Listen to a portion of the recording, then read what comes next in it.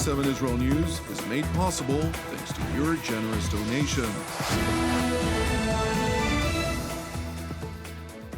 Shalom, Erev Tov, good evening, and welcome to our daily TV7 Israel News Bulletin. Israel hopes more countries will join in recognizing the state of Somaliland. U.S. President Donald Trump remains unequivocal in his demand for the Islamist Hamas to disarm and relinquish control of the Gaza Strip. The Ayatollah Regime pledges to crack down on Iranian protesters aspiring freedom. Israel hopes more countries will join in recognizing the state of Somaliland, which seeks independence from a corrupt and terror-ridden state of Somalia.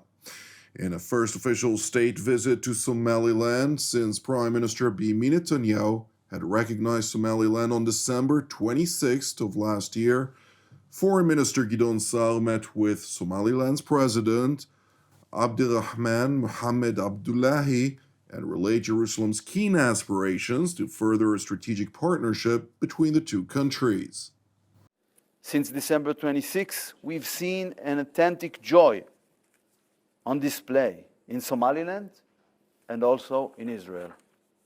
We are truly moved to play a part in Somaliland's bold journey from independence to recognition. Following my instruction, the Foreign Ministry is working hard to build our ties across a wide range of fields, economy, agriculture, and much more. We recognize that water supply is a key sector for Somaliland. Therefore, we're glad to provide our assistance and expertise on this matter. Jerusalem's top diplomat continued by stressing that unlike so-called Palestine, Somaliland is not a virtual state. Unlike Palestine, Somaliland is not a virtual state. It's a functioning state. Somaliland is a fully functioning country based on the principles of international law. Somaliland is and has been a stable democracy for nearly 35 years. It has democratic elections, most recently in November 2024, and peaceful transitions of power. It's pro-Western and friendly to Israel. Mr. President, Israel is truly honored to be the first UN member state to recognize the Republic of Somaliland as an independent and sovereign state. This is the moral thing to do, and this is what we did. We hear the attacks, the criticism, the condemnations. Nobody will determine for Israel who we recognize and who we maintain diplomatic relations with. I want to remind that the 2005 African Union fact-finding mission stated that Somaliland's search for recognition is self-justified. It listed Somaliland's constitution, defined borders and democratic character. We recognize the simple truth and the existing reality. We hope to see other nations soon follow suit. Somaliland's head of state, for his part, hailed the visit by Jerusalem's top diplomat as a historic moment, all the while also acknowledging his country's commitment to join the Abraham Accords. Your visit carries historic significance and marks an important milestone in evolving relationship between the Republic of Somaliland and the State of Israel. It reflects not only political recognition, but also a shared commitment to transform that recognition into a substantive, forward-looking, and strategic partnership. Following Israel's recognition of Somaliland, Somalia's president Hassan Sheikh Mohamud traveled to Turkey, which essentially controls Mogadishu, for meetings with Turkey's President Recep Tayyip Erdogan. İsrail'in Somaliland'i tanıma kararı Israel's decision to recognize of Somaliland was illegal and unacceptable. elinde 71 bin Filistinli With the blood of 71,000 Palestinians in their hands, Netanyahu's government is now trying to destabilize the Horn of Africa after their attacks against Gaza, Lebanon, Yemen, Iran, Qatar, and Syria. istikrarsızlığa sürükleme gayretindedir. Turning to Israel, where earlier this week, during a weekly cabinet meeting, Prime Minister Benjamin Netanyahu addressed his visit to the United States last week, during the course of which U.S. President Donald Trump had voiced his unequivocal position vis-à-vis the Gaza Strip, namely, Hamas must disarm. He was unequivocal. He repeated this both in our private conversations and to public opinion at the press conference there. He said it, the essential condition is that Hamas disarms. There is no other option. This is an essential and fundamental condition for the implementation of his 20-point plan. He made no concessions and showed no flexibility on this issue. The Israeli Prime Minister continued by addressing the evolving situation in the Islamic Republic of Iran, where the Iranian people are flooding the streets daily, demanding freedom from the tyrannical Ayatollah regime in Tehran.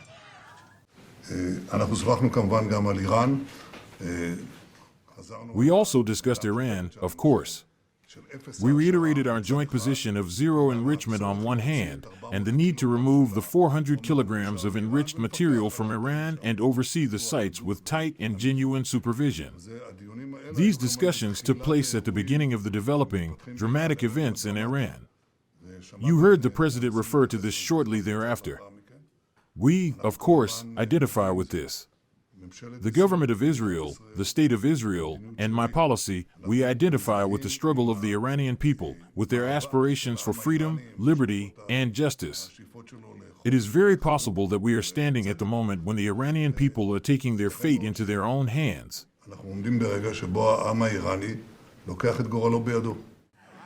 378 anti-regime protests were recorded throughout Iran just this week, quadruple the number of protests from last week, while according to a live mapping of the protests in Iran, which is made possible to track by the Washington-based Foundation for Defense of Democracies, the brutal terror arms of the Ayatollah regime in Tehran have thus far arrested over 26,735 Iranians, killed some 680 protesters, to include 84 minors. It is important to highlight that the high toll number of slain protesters by regime forces is rapidly rising, despite U.S. President Donald Trump's unequivocal warning to the Ayatollah regime about attacking unarmed civilians, warning of possible U.S. intervention. Nevertheless, the mullahs in Tehran, similar to former Venezuelan President Maduro, continue to defy the American leader. The Islamic Republic of Iran and our armed forces are vigilantly safeguarding Iran's territory, and we have no intention of relying on or trusting the words of the Zionist regime. For us, the duplicity of this regime has been proven. With all our strength and with every ounce of our being, we are monitoring the actions of opposing parties, and in defense of Iran's integrity, our armed forces will show no negligence or hesitation. Meanwhile, at the residence of the Ayatollah regime's supreme leader, ما در مقابل دشمن کوتاه نمیاییم. We will not yield to the enemy.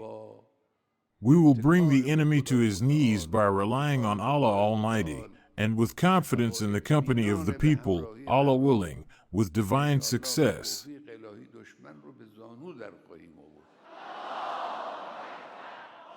Allah Akbar, Leader Khamenei, death, death to America, death, death to England, death, death to the infidels, death, death to Israel.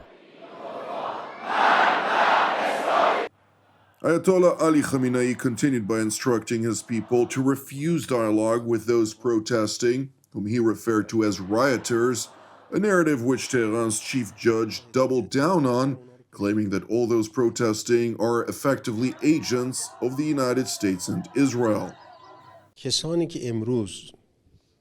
Those who today come into the streets to take part in riots, or lead them, or support them, or assist them, in light of this explicit declaration of position by the criminal Zionist regime and likewise by the criminal President of the United States, and the issues they raised, that if anyone comes into the streets for riots or to create insecurity, or supports them, then no excuse remains for them.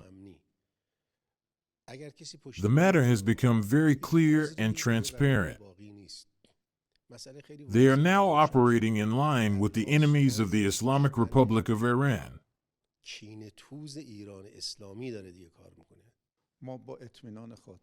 We reassure our dear people and promise that we will confront the rioters to the very last person. We will deal with those who stand behind them to the very last individual and ensure and establish security, alongside the judiciary, our colleagues in the security fields, for the people, with the cooperation of the people.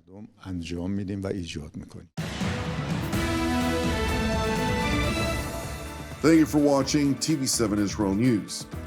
I would like to also take this opportunity to wish you a blessed 2026 and to encourage you to pray for the people of Iran, and to pray also for the peace of Jerusalem and redemption of Israel.